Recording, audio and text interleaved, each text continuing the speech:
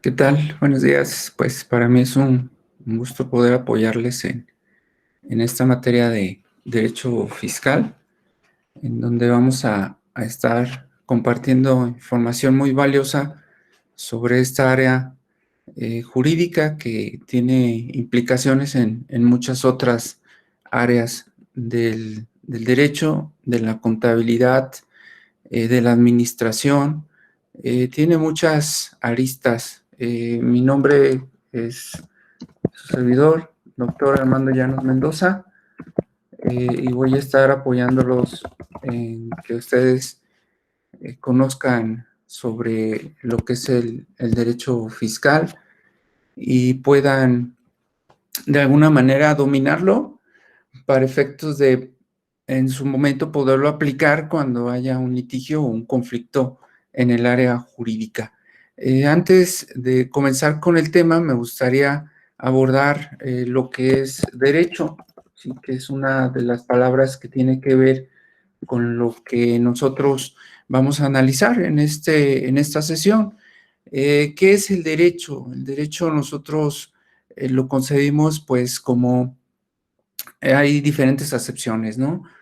Significa, bueno, pues lo que es lo recto, lo que es lo seguir en línea, es una dirección, etcétera, pero derecho para nosotros va a ser una idea de una persona, de varias personas, sobre una conducta, ¿sí? Sobre una conducta que debe ser correcta y que se tiene que seguir en en una sociedad, en un ámbito. Esa idea es arraigada en todas las personas. No sé por qué en un momento determinado todos consideramos que debemos seguir tal o cual regla, tal o cual disposición, tal o cual cuestión. Se va arraigando tanto esa idea en las personas que se vuelve de alguna manera una costumbre, una ruta, una pauta a seguir dentro de nosotros en la sociedad. Y siempre pongo, por ejemplo, y van cambiando esas ideas conforme va avanzando el tiempo, conforme la sociedad va moviéndose. Y recuerdo, siempre pongo, por ejemplo, el teléfono, ¿no? El teléfono, cuando inició, todo mundo lo usaba en cualquier lugar, en cualquier momento. Incluso antes era de estatus ir en un vehículo hablando por el teléfono. Tenían los vehículos esos eh, teléfonos con cable que se enrollaba y era un estatus hablar por teléfono y era la idea que en esa sociedad en ese momento tenían de estar así en el teléfono hablando y que la gente los viera. Y ahora pues es una conducta totalmente prohibida. Entonces inició con una idea de que era bueno estar usando ese teléfono en el vehículo y ahora la idea de las personas es otra. Es decir, esa idea va evolucionando, la idea va cambiando, va modificándose, ¿sí? Y pues cada que se modifica, es, pues se crean otras disposiciones, ¿no? Otras excepciones, y nosotros cambiamos por lo mismo nuestra cultura, nuestra forma de ser. Cuando esa idea ya está muy arraigada, ya está muy completa en nosotros y ya está seguida por todas las personas, bueno, pues la retoman nuestros legisladores, ¿sí? Retoman la idea nuestros legisladores y ellos la plasman en disposiciones jurídicas, ¿sí? La documentan, la hacen ley, la escriben, la redactan y la publican, ¿sí? Los legisladores la publican, la redactan y la publican. ¿Para qué la publican? Para que la conozcamos, que ya esa es una idea arraigada entre todos nosotros y que va a ser obligatoria. Se le denomina erga omnes para todos. Entonces, al retomar esa idea los legisladores, no la hacen obligatoria la tenemos que aplicar en todos nuestros ámbitos en el que nos desarrollemos o nos desempeñemos. Y ahí al publicarla, bueno, pues va a entrar esa disposición jurídica, va a entrar en vigor, ¿sí? Al entrar en vigor, pues ya nos aplica, nos es obligatoria. ¿Dónde se publica? ¿Sí? En el diario oficial, ¿sí? Ahí la van a encontrar, en el DOF se llama, así se le denomina nuestro boletín, donde se encuentran todas las disposiciones en materia jurídica. Y pues hay que estar nosotros constantemente checando el DOF, el Diario Oficial de la Federación, que lo encuentran en internet ahora. Al inicio no lo encontramos en internet, de hecho, en donde yo estoy en el ámbito jurídico, comprábamos el diario oficial, era en papel y teníamos que ir a recogerlo todos los días a una papelería y nos llegaba y lo comprábamos. Llegamos a juntar muchísimos diarios oficiales, ya que diario se emitía una edición y lo leía, me gustaba leerlo, eran hojas de papel pequeñito como una libretita y me gustaba leerlo y de ahí tomé la costumbre de estarlo leyendo. Cuando surgió el DOF en internet de manera gratuita, pues ya dejamos de comprarlo en la papelería, el diario oficial. Y bueno, les comento, dato curioso, todos esos documentos que llenamos libreros llenos de esos diarios oficiales, los vendimos por kilo ya después, debido a que estaban ya la consulta gratuita en la página de internet del Diario Oficial de la Federación. Entonces, eso es lo que vamos comentando sobre el derecho. Entonces, los legisladores se redactan esa ley, la publican actualmente en el Diario Oficial de la Federación para que surta sus efectos y no sea obligatoria esa conducta que una persona o varias personas idearon para efectos de mejor convivencia social. Entonces, eso es lo que vamos construyendo sobre el derecho. El derecho, una vez que entra en vigor, bueno, pues se aplica, se nos aplica. Si no lo cumplimos, pues va a haber una sanción. La sanción, pues, va a ser, pues, una multa. Ahorita lo comentamos en materia fiscal. Vamos a comentar que la sanción pudiera ser, normalmente se le llama crédito fiscal, que vamos a abordar más adelante. Esa sería la sanción. Si no se aplica la primordial, también tenemos una multa. Si no se cumple esa conducta que el legislador ideó, tenemos también en materia fiscal embargo de mercancías, y también, sobre todo de comercio exterior, que hayan entrado de manera ilegal a nuestro país. Si no se cumplieron con el pago de contribuciones, bueno, pues también va a haber el embargo de las mismas. Tenemos en materia fiscal también la clausura, es otra de las sanciones que pudieran existir. Entonces, si no cumplimos con el derecho, en este caso el fiscal, que ahorita lo definimos, y definiremos también lo que es derecho y al final, entonces va a haber esta sanción. Nosotros normalmente la sanción la podemos evadir, ¿sí? La podemos evitar, es decir, podemos evitar el crédito, podemos evitar la multa, podemos evitar la clausura. Entonces, ya una vez que se crea el derecho, bueno, pues nos contratan a las abogadas y abogados para evitar esa sanción, ¿sí? Entonces, las abogadas o abogados nos dedicamos en materia fiscal a defender a las personas para evitar la sanción.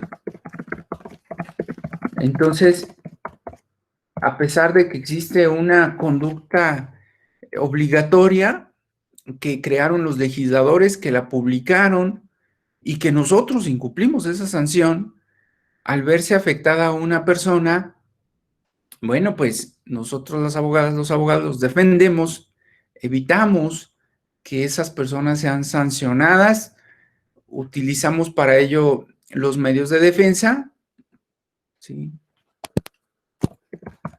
Para defender a esas personas y evitar el crédito, la multa, la captura, el embargo. Entonces, a fin de cuentas, podemos decir que las defensoras, los defensores, formamos una parte de escudo en contra de los actos que pudieran trascender la esfera jurídica de un gobernado, con la finalidad de quitarles, ¿verdad?, el crédito, la multa, la clausura, el embargo. Y a fin de cuentas, si nosotros logramos ganar, ¿sí? Logramos ganar, pues las personas no cumplen con sus obligaciones que estaban por ley. Entonces, si logramos ganar, las personas no cumplen con la legislación, por así decirlo, no cumplen con el pago de crédito, con el pago de la multa, y en general, pues no cumplirían con la norma, ¿verdad? Las personas entonces, pues se verían libres o se verían sin responsabilidad de lo que estamos comentando. Entonces no tendrían alguna consecuencia jurídica.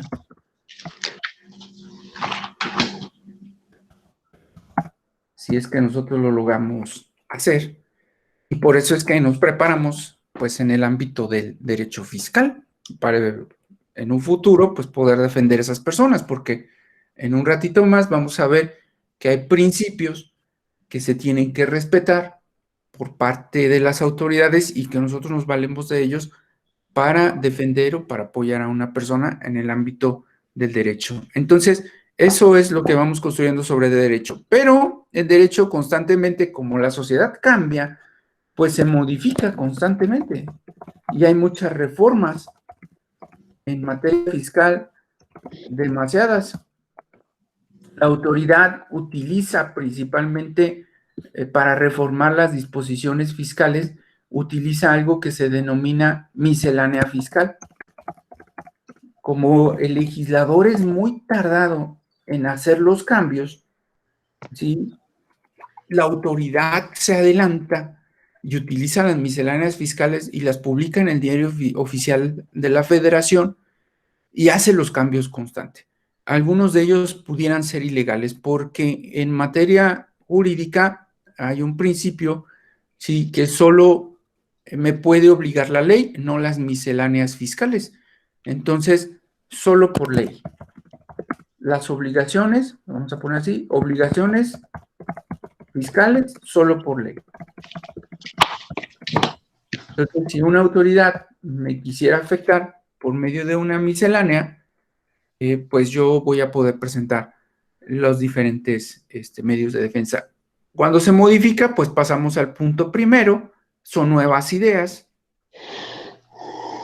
Ya que la idea se va modificando, se retoman esas ideas por los legisladores la redactan, y así el ciclo vuelve al inicio, ¿sí? Entonces se modifica constantemente, así lo tenemos en materia fiscal. Entonces, derecho, pues sería todo esto que lo estamos comentando, ¿sí? Yo les estoy grabando esta sesión y les compartiré este material, desde luego, y pues ese es el derecho, ¿no? Es el derecho. Y ahora, ¿por qué se llama fiscal? ¿Por qué lo llamamos así? Sí, lo voy a poner mejor en otro apartado, en otro punto. ¿Sí? Entonces, esto es derecho. ¿Qué sería fiscal? ¿O por qué fiscal? Va a ser fiscal porque se relaciona con el pago de contribuciones. Esas leyes se refieren, bueno, lo vamos a poner así, esas leyes se refieren al pago de contribuciones o relativas al pago de contribuciones. por eso es fiscal. ¿Qué contribuciones nosotros tenemos? Bueno, pues hay bastantes. Entonces es fiscal ese derecho porque las leyes o las normas son relativas al pago de contribuciones. ¿Qué son las contribuciones? ¿Verdad? Contribuciones. Bueno, pues son las cantidades de dinero que le tenemos que entregar al Estado. Esas son las contribuciones, ¿sí?, que debemos entregar al Estado. Es nuestra obligación. Esta cantidad que debemos pagar al Estado es nuestra obligación, se encuentra en el artículo 31, fracción cuarta de nuestra Carta Magna. 31, fracción cuarta. Ahí se precisa la obligación que nosotros tenemos de pagarle o de entregarle esas cantidades al Estado. Entonces, el pagar contribuciones no nos es potestativo. ¿Qué quiere decir? Que no es que nosotros decidamos o no pagar las contribuciones. No es algo que nos corresponde decidir. Ya lo decidió el legislador al crear la ley, al publicarla en el Diario Oficial. Nos sujetamos al Estado mexicano. Yo siempre he dicho, no queremos pagar contribuciones, pues nos tenemos que ir del Estado mexicano, porque es nuestra obligación.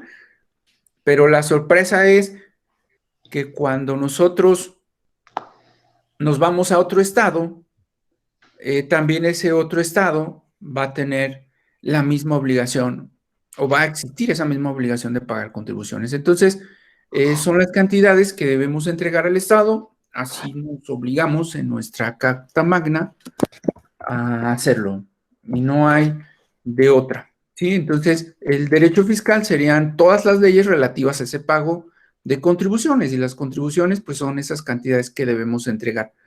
¿Qué ejemplos de contribuciones nosotros tenemos, que vamos a ver más adelante a detalle, o qué tipo de cargas impositivas tenemos? Bueno, pues tenemos el impuesto sobre la renta, que es el más importante. Tenemos el IVA, que es el impuesto al valor agregado, es otra de las disposiciones jurídicas más importantes. Tenemos el IEPS, esos son federales, y que por cierto está bajando en estos meses la recaudación de estas contribuciones, está bajando drásticamente, está bajando bastante. Y a nivel estatal, bueno, pues tenemos, estos son los principales, hay más. A nivel estado, tenemos también, le voy a poner Guanajuato, porque cada estado puede tener sus diferentes cargas impositivas. En Guanajuato vamos a tener nosotros principalmente el cedular, el de nóminas, que son los principales, y eso es, esto lo que estoy construyendo, pues es el derecho fiscal.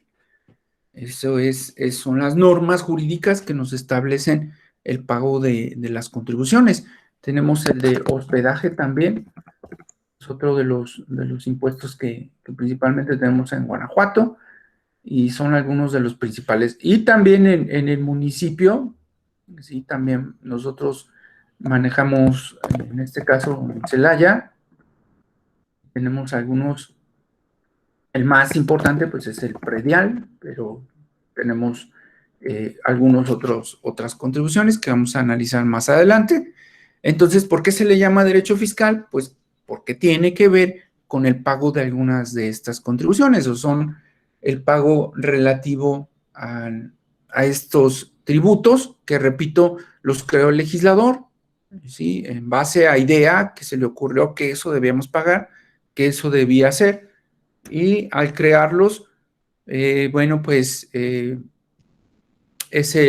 la forma en que nosotros podemos cubrir o hacer con lo que es el pago de las contribuciones. Y continuando, entonces, eso sería el derecho fiscal. Hasta ahorita lo que llevamos analizado. Desde luego que la definición nosotros que normalmente usamos de derecho es una muy antigua que no abarca todo lo que estamos comentando, que nos dice que es el conjunto de normas jurídicas que regulan la conducta de los individuos en la sociedad. Pero esa definición ya para mí no es útil porque realmente no regulan la conducta. Ustedes lo ven en la sociedad, que hay personas que cometen ilegalidades y salen libres. Hay personas que no pagan impuestos y también nosotros las ayudamos y no los pagan. Entonces, realmente el derecho no para todos aplica o no a todos nos regula esa conducta. Muchos incluso planeado malamente, diseñamos estrategias para evitar o diseñan estrategias para evitar el pago de las contribuciones o el cumplimiento de las leyes. Entonces, el derecho no es perfecto. Es una idea, es un ideal de que todos nos comportemos de acuerdo a las disposiciones jurídicas. Bueno, el derecho fiscal, como todo, pues está sujeto a principios, ¿sí? Ese derecho va a tener principios o está marcado por reglas.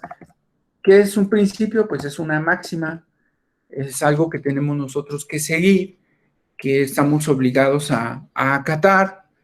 Hay principios también, por ejemplo, en el ámbito fiscal, hay principios de contabilidad, por ejemplo, que usan las contadoras y los contadores. De la misma manera, en materia de derecho fiscal, pues hay principios a los cuales nos tenemos que someter o estamos sujetas o sujetas todas las personas en el ámbito del derecho fiscal. El primer principio que se tiene que observar para crear una disposición jurídica fiscal o en el ámbito tributario, que es muy común que nosotros manejemos, es el de proporcionalidad.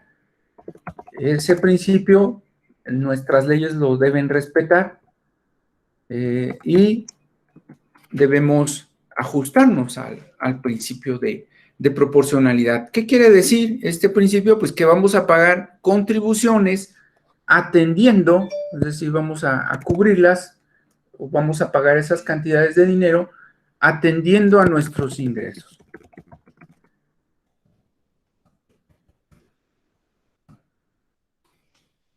Es decir, las cantidades que vamos a aportar al Estado van a ser atendiendo a nuestros ingresos. ¿Y qué es lo que pasa? Que, pues, dependiendo, de hecho, la ley del impuesto sobre la renta tiene una tablita en donde se maneja el pago de contribuciones dependiendo de los ingresos de algunas personas.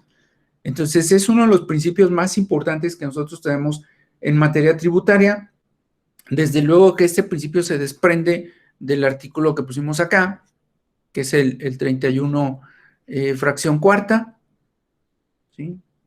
Aquí lo pusimos. Y ese principio, de ahí se desprende, aquí está, 31, fracción cuarta de nuestra Constitución, donde dice que todos vamos a pagar las contribuciones, pues de manera proporcional. Así nos dice el artículo 31, fracción cuarta, es decir, atendiendo a nuestros ingresos. De esa manera los vamos a pagar. Y viene otro principio que dice que lo debemos hacer de manera equitativa. La equidad es que, pues, a todos nos van a dar el trato igual, es decir, todos vamos a tener el mismo trato fiscal. Esa sería la equidad, uno de los principios más importantes que nosotros tenemos en nuestro sistema jurídico tributario. Son los dos más importantes a los que nos debemos someter o sujetar al pago de las contribuciones o a nuestra legislación. Eso es importante. Otro de los principios que ya lo comenté hace un ratito es el principio, lo voy a poner como, es el nullum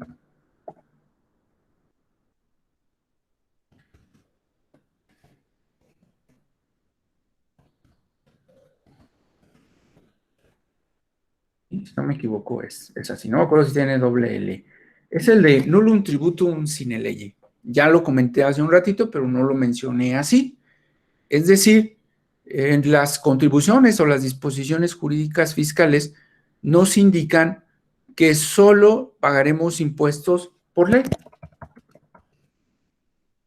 Es decir, toda carga impositiva solo tiene que ser por ley, no puede ser por reglamento o por miscelánea, que en algunos casos sí hay disposiciones jurídicas que transgreden este principio, ¿sí? Y algunos otros. Nosotros, como abogadas, como abogados, cuando se transgreden estos principios, si acudimos, lo voy a poner por acá, aparte, si se transgreden los principios o se afectan, vamos a poner, si se afectan principios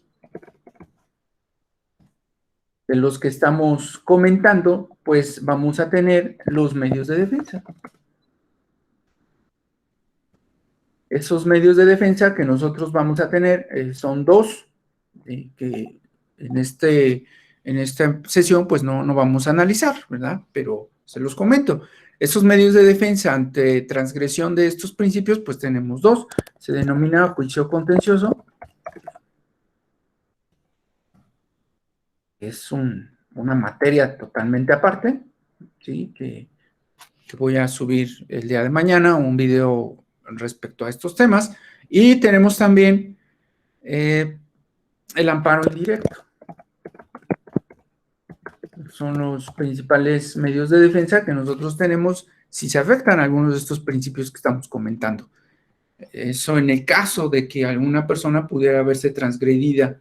Entonces las abogadas, los abogados, pues realizamos las impugnaciones para efecto de que se restituyan las transgresiones afectadas a los contribuyentes. ¿Y en qué los afectan? ¿En qué los transgreden? Ya lo anoté por acá.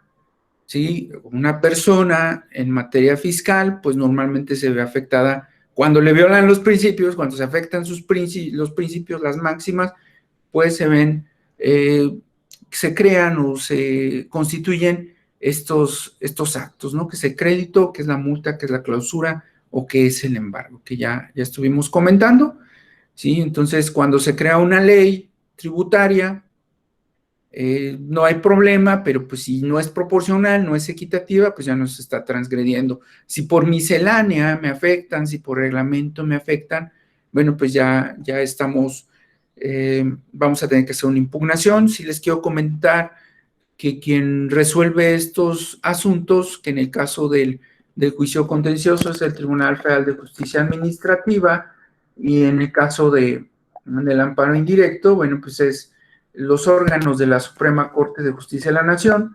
A fin de cuentas, casi siempre, en muchas ocasiones, emiten disposiciones o sentencias que buscan un poquito más lo recaudatorio o proteger en muchos de los casos a la autoridad, porque a fin de cuentas estos organismos viven de las contribuciones que nosotros adeudamos, entonces casi siempre, en muchas ocasiones, ¿verdad? A lo mejor 50 y 50, si lo quieren ver así, 50% le dan la razón a la autoridad y 50 al contribuyente, pero siempre cuidan un equilibrio para que la hacienda pública no se vea afectada en las disposiciones recaudatorias. Entonces, esos son los principales principios. Hay algunos otros, sí, que existen, sí, que como principio tenemos de que todo eso que recauda la autoridad, ¿sí? Todo esto va a ser para el gasto público.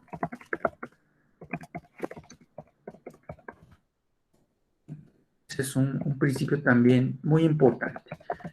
Aquí viene otra cuestión que en ocasiones nosotros, pues, no nos agrada bastante porque ocasión gasto público, por ejemplo, se me ocurre los alimentos que le dan al presidente de la República en donde vive, que son a cargo del erario, pues ahí dista mucho de decir que los alimentos que se le pagan al presidente sean gasto público, ¿verdad? Sin embargo, pues tiene cocinero, tiene maquillista, tiene persona que le corta el cabello, y ahí a veces nosotros decimos, bueno, ese es gasto público. ¿Qué es el gasto público? Pues son todas las erogaciones que son realizadas para cumplir con un fin público. El fin público, pues, es todo lo que es importante para la sociedad. Entonces, alimentar al presidente es importante para la sociedad. Eso es lo que yo a veces me cuestiono, no lo sé, la verdad, no puedo aterrizar esa conclusión. La conclusión que ustedes tengan, pues yo pienso que va a ser la acertada, pero sí hay muchos gastos del gobierno que para mí no son gasto público, es decir, que no son para la sociedad. En cambio, a lo mejor los alimentos que se le puedan dar a una persona que está trabajando en el ámbito de salud ante contingencias sanitarias, pues para mí eso sí sería gasto público, porque tiene que estar atendiendo muchas horas a personas con un padecimiento y sería importante que les entregaran los alimentos. Pero bueno, pues ya son razonamientos que caen desde otro ámbito, pero las cantidades entonces que entregamos al Estado y que pusimos acá en dinero, ¿sí? Que están por ley, esas cantidades en dinero que debemos entregar al Estado, que entregamos al Estado, que están en las disposiciones impositivas, se supone que uno de sus principios es que tienen que ser destinadas al gasto público, ¿sí? Ese es su fin. No pueden ser o pueden dirigirse a otro fin, como por ejemplo la corrupción o actos de corrupción o lujos, etcétera, ¿sí? Sino para la sociedad, a fin de cuentas, para lo que es de interés a la sociedad. Otro de los principios muy importantes que nosotros tenemos en materia impositiva es el de legalidad, que se desprende o lo pueden ustedes entender de un poquito del nullum tributum sine lege, pero el de legalidad lo pongo aparte porque yo siempre lo divido en dos.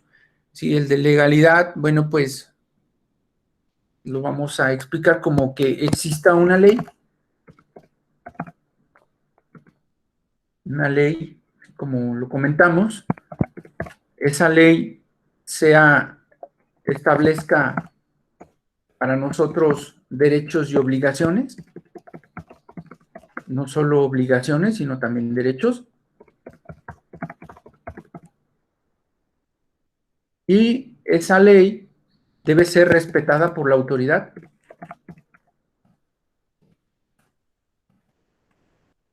ya que la autoridad solo puede hacer lo que la ley le permita, solo puede realizar lo que la ley le permita.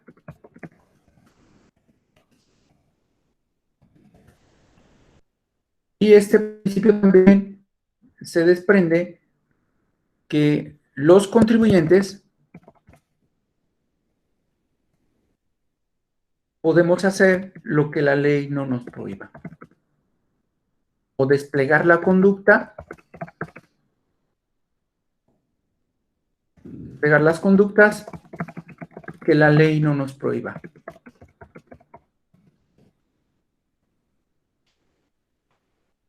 Entonces, ese sería el principio de legalidad. Que exista una ley, una disposición jurídico-fiscal, si exista una ley, en este caso lo voy a poner aquí fiscal o tributaria.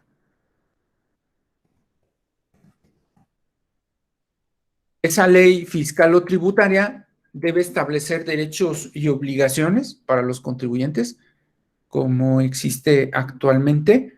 En materia fiscal, esos derechos y obligaciones, pues los encontramos en todas las legislaciones tributarias. En este caso, bueno, pues está la Ley Federal de Derechos de Contribuyente.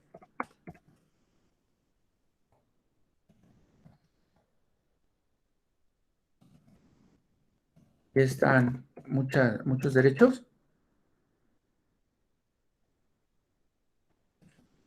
Están también en el Código Fiscal. También están derechos y obligaciones. Y lo tenemos en todas las leyes tributarias.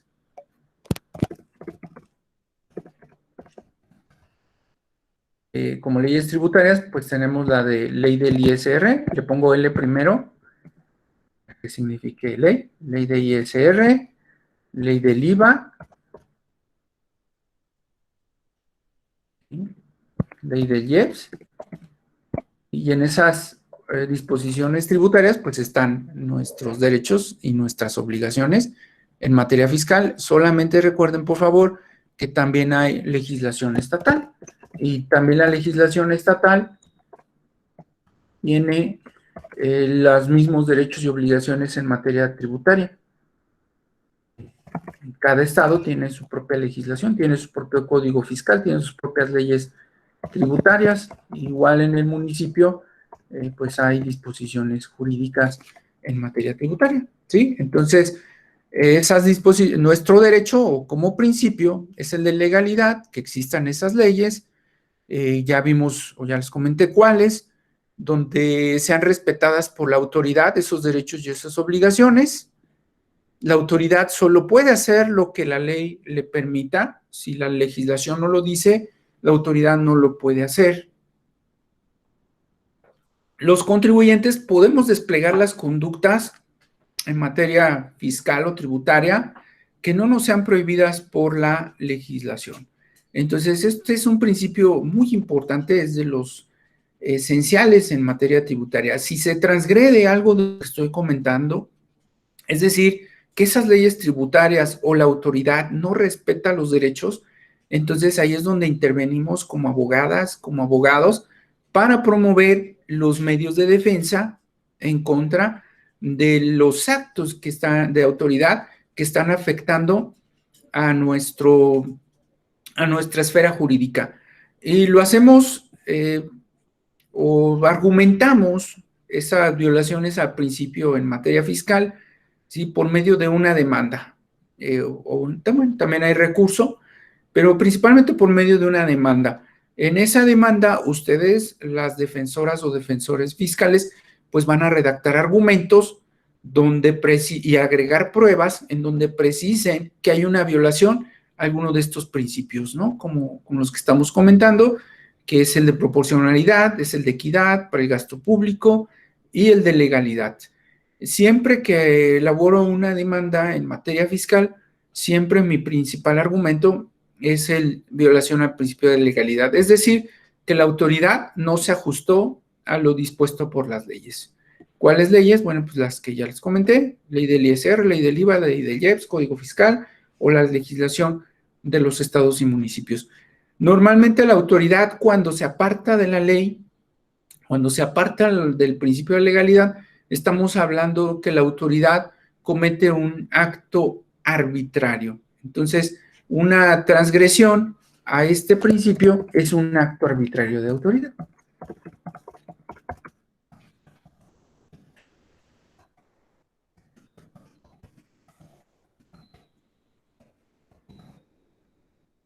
Es un acto arbitrario de una autoridad cuando viola el principio de legalidad, es decir, cuando la autoridad se aparta de lo que la legislación establece, podríamos comentar que está realizando un acto ilegal, ¿verdad? Si lo quieren mencionar así, que trastoca el principio de legalidad.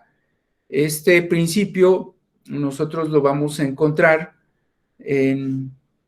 o se desprende, ¿sí? Principalmente de nuestra Carta Magna. Cuando una autoridad afecta el principio de legalidad, bueno, pues quebranta los artículos 1, 14, 16, 31 fracción cuarta de nuestra Carta Magna.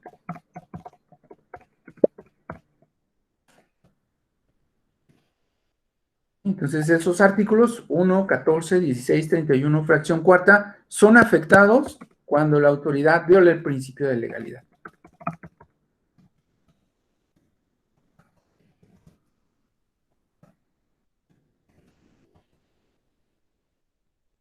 Y nosotros, pues, lo vamos a argumentar, lo vamos a redactar en una demanda. Esta transgresión se escribe en una demanda.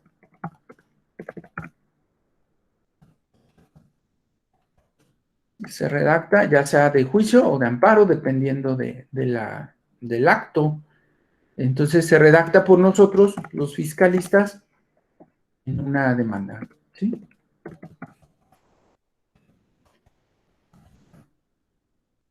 Esta redacción se hace por medio de un silogismo.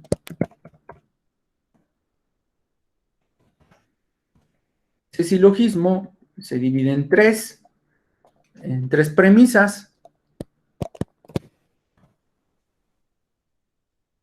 Ya la primera premisa sería el acto, bueno, siempre ponemos primeramente la ley, sería la ley afectada, sería la primera premisa, el acto que la afectó,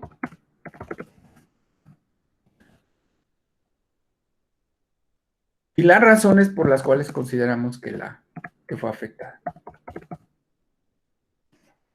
Esto que está aquí es lo que redactamos en la demanda cuando hay una transgresión a uno de los principios, a este principio de legalidad, que es el más importante, y le agregamos a este silogismo, a esta demanda, también en lo particular, pues le agregamos doctrina, y le agregamos también jurisprudencia, y también, yo siempre he dicho, siempre hay que agregarle una entrega total, ¿no? Yo digo, ponerle pasión a lo que hacemos, ¿no? Siempre he dicho, entregarnos, hacerlo lo mejor posible. Y pues todo eso por transgresión a alguno de estos principios. Yo lo desprendí del de legalidad, pero de la misma manera aplicaría si hay violación al de proporcionalidad, al de equidad, al que no sea para el gasto público, al que no sea por ley, ¿sí? De la misma manera lo ocuparíamos. Sin embargo, el principal argumento que redacto es de legalidad, ¿sí? Es el más importante que utilizamos nosotros cuando redactamos una demanda. Otro principio muy importante, bueno, les comento las dudas al final, por favor. En un ratito corto la sesión para las dudas. Otro principio más importante también que nosotros podemos tener en materia fiscal, pues ya lo comentamos, es el de igualdad, es decir, todos debemos ser tratados igual, sin ningún privilegio, todos y todas debemos ser tratados por igual en materia fiscal. Igual si hay una violación, pues nos vamos a esto que puse acá, se quebrantan las disposiciones constitucionales del Código Fiscal, de la ley del ISR, y redactamos nuestra demanda con el silogismo. Otro es el de generalidad, todos debemos pagar contribuciones. Aquí este principio no se cumple, en su mayoría, la mayoría de las personas, más del 50%, ni siquiera en 51, 50 y tantos, no pagan contribuciones. El de generalidad nos dice que todos debemos pagar contribuciones. Es otro de los principios que deben ser respetados en materia tributaria. También tenemos bueno, ya comentamos el de proporcionalidad y equidad. Tenemos otro principio que también es importante. Lo voy a poner abajo para seguir el orden. El de no retroactividad es otro de los principios. Este principio, que se desprende del 14 constitucional,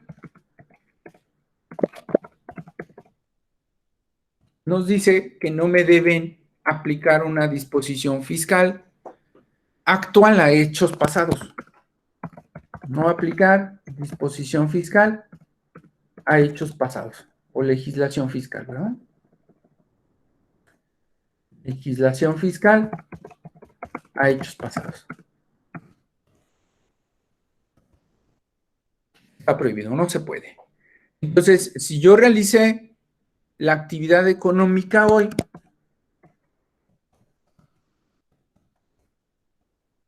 me deben aplicar la legislación del día que realicé la actividad económica, es decir, que yo obtuve ingresos, entonces me deben aplicar la disposición de la fecha en que yo realicé, se denomina hecho generador, es decir, del día en que yo realicé la actividad económica. Me deben aplicar esa legislación, la legislación de esa época, de ese periodo, ¿sí? Y no me pueden aplicar otra disposición diferente, nueva, porque si no se estaría transgrediendo el principio de no retroactividad de la disposición fiscal. Esto se ocupa en muchas otras materias. Y yo les decía a otras personas, bueno, me preguntan, ¿y en beneficio sí se puede? Es decir, en perjuicio sabemos que no. Y en beneficio, yo considero que en beneficio tampoco, porque en beneficio en materia fiscal sería que pagara menos impuestos, lo cual tampoco me parece justo, en atendiendo a los principios de equidad, ¿verdad? De que todos igual. Entonces, por el hecho de que salga una disposición fiscal nueva que disminuya la tasa, en mi opinión, no puede ser utilizada en mi beneficio, ¿sí? Siempre debo pagar los impuestos en la época, en el periodo y con la cantidad específica determinada. Si no se hace así, bueno, pues yo estoy incumpliendo y no me deben otorgar beneficios. Entonces, hay tratadistas que dicen que sí se puede, ¿eh? Hay algunos que dicen sí, es que si es en beneficio, sí, estamos, pero en mi opinión no debería de ser. Si yo generé el pago de una contribución, pues debo pagarla, y si baja esa contribución, pues no me debo ver beneficiado por esa situación. Entonces, otro de los principios que tenemos en materia fiscal que aplica bastante, bueno, pues es el principio de que sí me pueden confiscar mis bienes si yo cometo alguna infracción, ¿sí? Otro de los principios, la confiscación es un acto que está prohibido, pero en materia fiscal sí me pueden confiscar mis bienes para el pago de contribuciones. Es confiscar, quitar todos los bienes, ¿verdad? La totalidad de mi patrimonio. Sí puede entonces confiscar si tengo adeudos fiscales. Es decir, me pueden quitar todo lo que tengo, ¿sí? Si es que yo no cumplí con el pago de mis contribuciones. Es otro de los principios que existen en materia tributaria. Ya quedamos también que son para el gasto público y pues otro último principio que vamos a ver el día de hoy, bueno, pues tiene que ver con que los impuestos o las contribuciones se generan o se pagan o se enteran o se reportan de manera mensual y anual.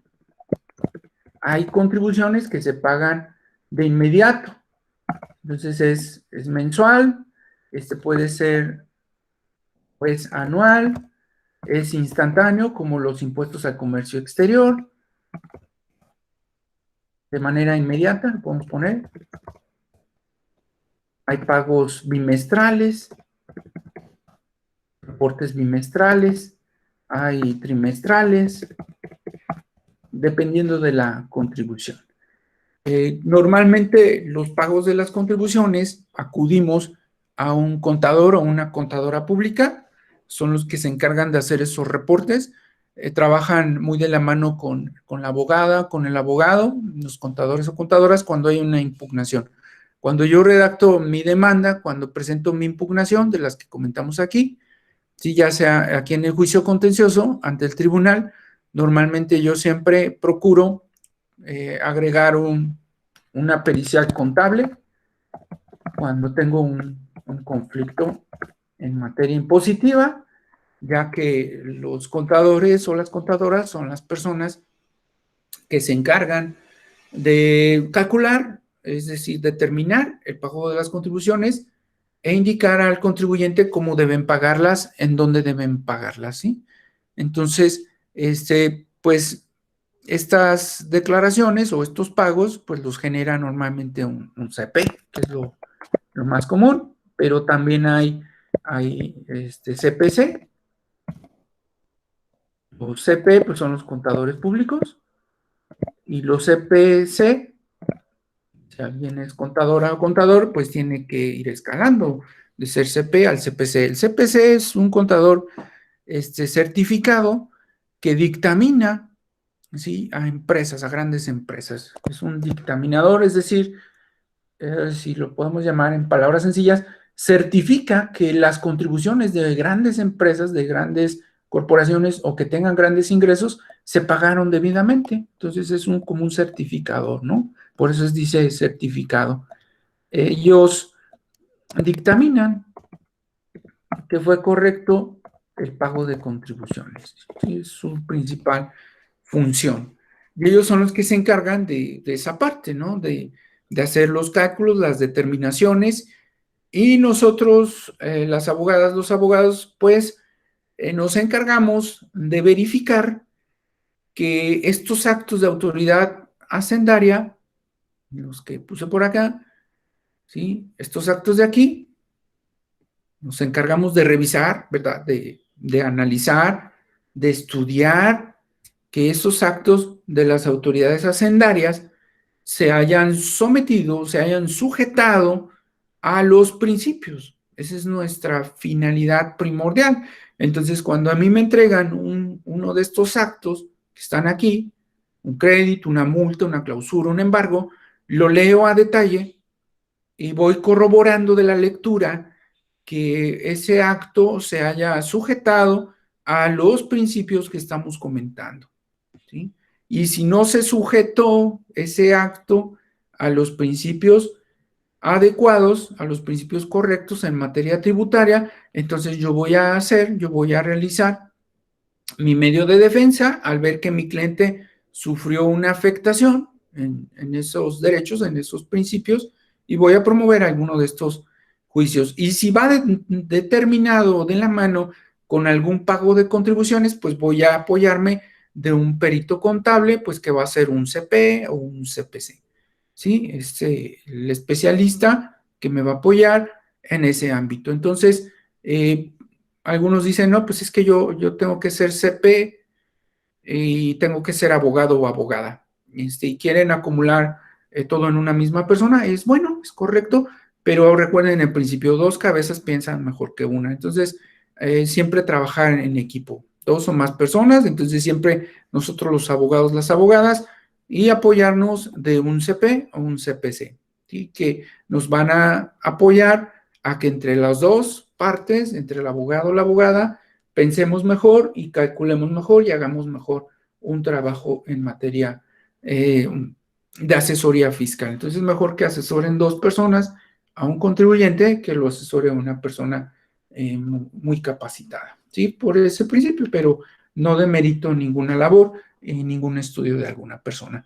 Entonces, eso es lo que hasta ahorita, en lo que llevamos, pues sería derecho fiscal, ¿sí? Es lo que sería derecho fiscal. Lo vamos a seguir extendiendo la información, vamos a seguir incrementando los conocimientos, ¿sí? Y desde luego que vamos a ver varios temas relativos a ello. Otro de esos temas tiene que ver con quiénes son las autoridades, quiénes son las entidades, quiénes intervienen en todo esto. Y por ello, en materia de dogmática tributaria y en materia de derecho fiscal, existe un término muy importante que quiero que conozcan y que no se nos olvide, que frecuentemente no lo utilizamos, pero es muy importante en materia fiscal. Este término se denomina potestad tributaria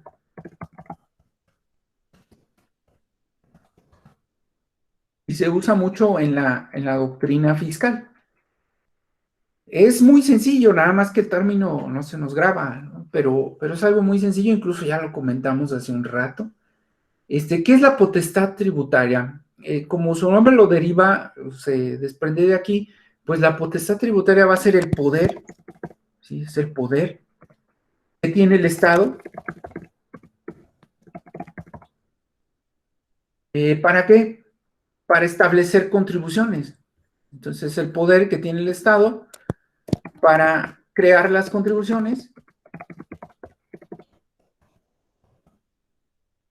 y para también, déjame ponerlo acá abajo, para crear las contribuciones y también para poder exigir su pago.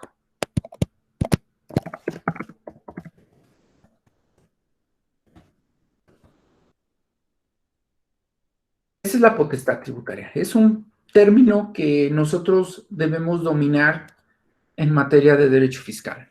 No me gusta decir la palabra memorizar, pero es un término que sí nos debemos de tener en la mente. Los fiscalistas hablamos en esos términos, como los penalistas pueden hablar en el término, pueden decir sobre el tipo penal. Sí, el tipo penal pues es la conducta delictiva que está plasmada en una norma. Entonces nosotros así en fiscal tenemos este término que se llama potestad tributaria.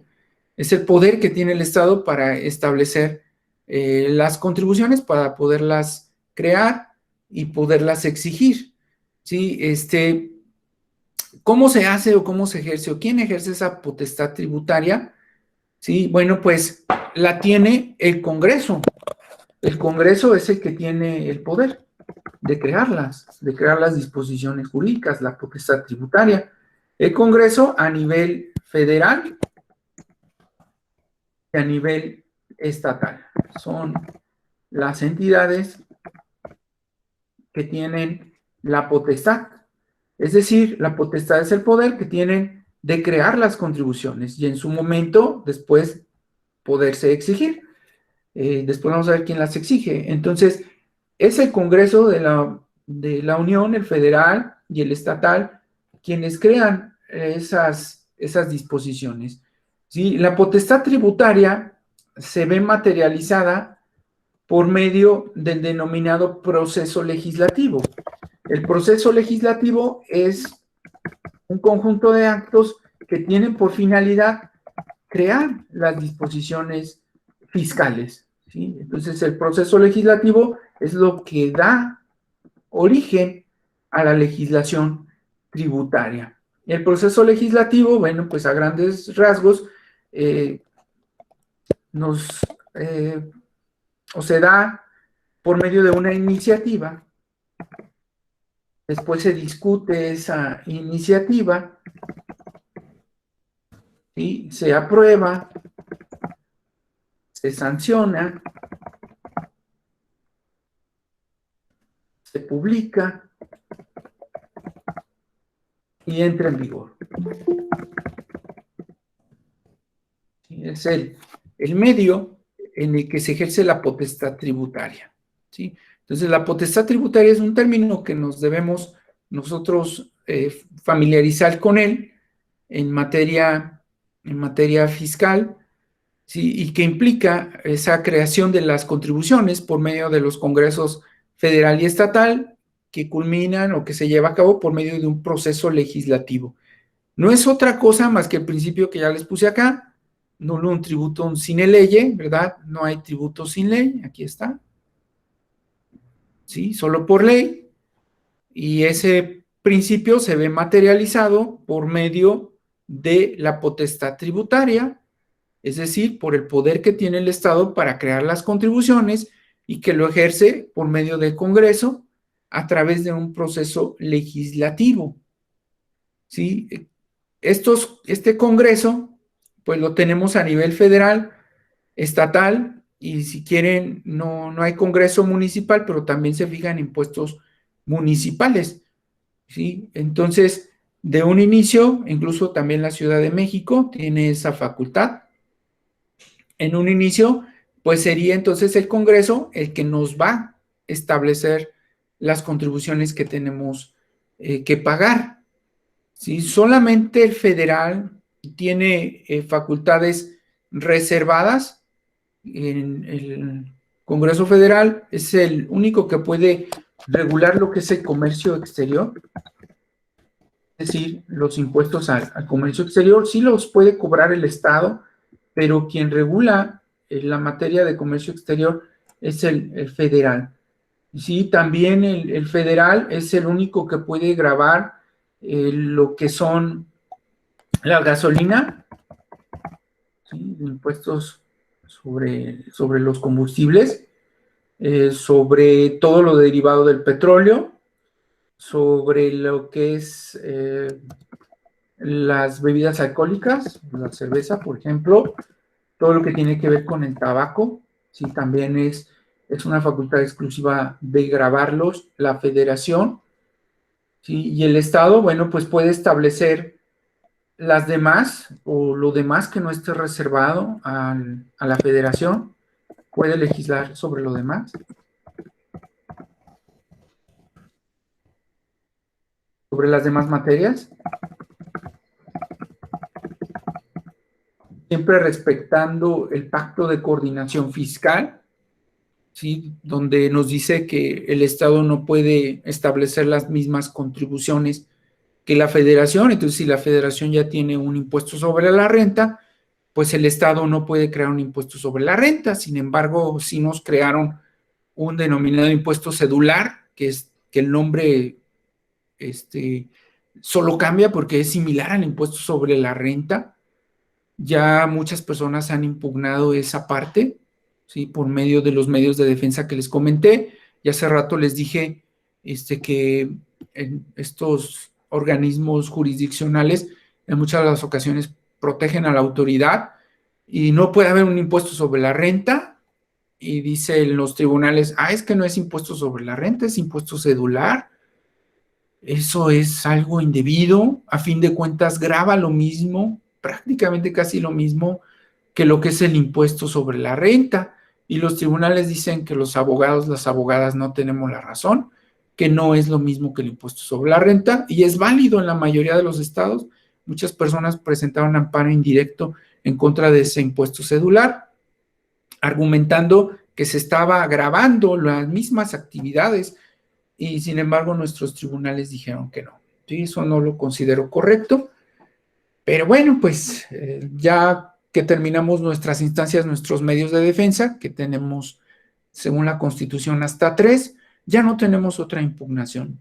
Yo decía, bueno, pues están los tribunales internacionales, que sería otra opción, pero muchas personas no acuden a los tribunales internacionales cuando ven afectados sus derechos. Entonces, ¿quién establece en el Estado esto? Bueno, pues el Congreso del Estado, en este caso el de Guanajuato, y ellos establecen los impuestos. Repito, no deberían de ser los mismos que la Federación.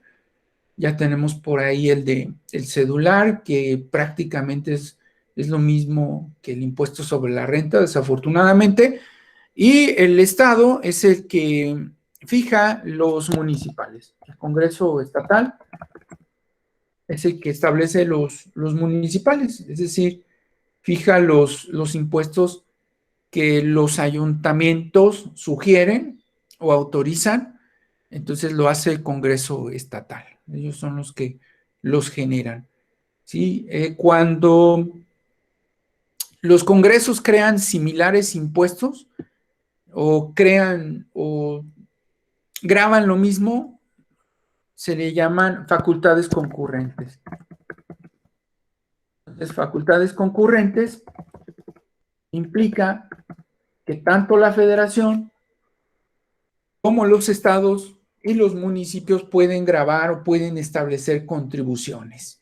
No debería de ser sobre los mismos actos o actividades, pero casi siempre sí graban prácticamente los mismos actos o actividades, ¿sí? Entonces, eso es lo que ocurre. Incluso en ocasiones hay doble o múltiple tributación, ¿sí? En ocasiones eso es lo que ocurre también. Entonces, a veces sí tenemos en nuestro sistema doble o múltiple tributación, incluso a nivel nacional o a nivel internacional. Entonces, doble o múltiple es cuando la misma persona paga diferentes impuestos, ¿no? Se le afecta por, por diferentes contribuciones. La misma persona se ve sujeta a diferentes contribuciones. Se ve obligada a cubrir diferentes contribuciones.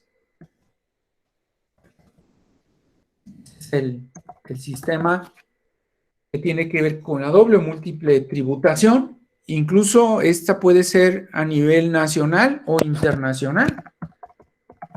Es decir, pagamos aquí en México varias contribuciones o pagamos contribuciones en otro país y también las pagamos en México. Entonces, a nivel internacional o a nivel nacional.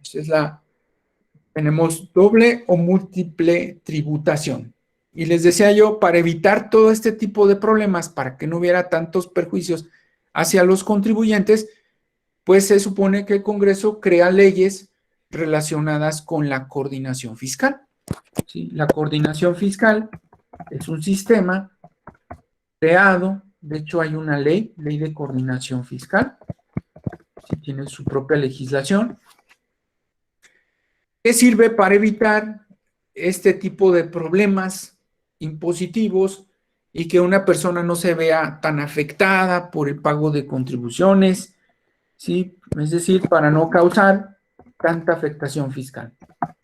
Y tienen una reunión, un consejo, en base a esta ley, que se dedican a estudiar la mejor forma en que no se ve afectada una persona, un contribuyente, ¿sí? Entonces, la coordinación fiscal, por medio de su ley, está creada para no causar afectaciones a los contribuyentes.